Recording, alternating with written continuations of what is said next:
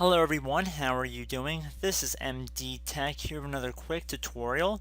Today I'm going to be hopefully being able to show you guys how to resolve your DVD drive missing in Windows 10. So this should work for most of you guys.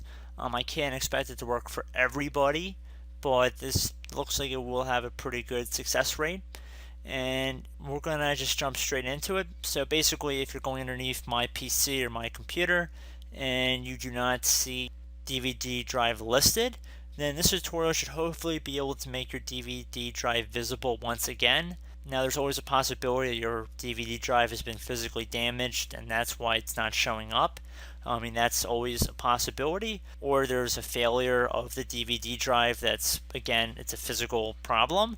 However, we're going to be going over, hopefully, to resolve software related issues with your DVD player.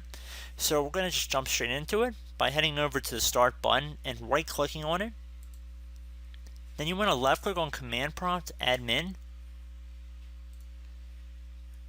Please know you have to be an administrator or have administrative privileges in order to proceed. So you want to left click on Yes. Now I've already copied this command, so I will put it in the description of this video because I do not feel like typing this out. So anyway, you're going to just paste it in using Control V, or you can right click on the top here and then left click on Edit and then Paste. So I'd recommend pasting it in, or if you want to write it out, that's fine, but there's always a greater chance that you're going to put it in wrong if you have to type this whole thing out. So we can see the operation was completed successfully. So hopefully this time go and check to see if your DVD drive has reappeared. And as always, thank you guys for watching this tutorial, and I will catch you in the next video.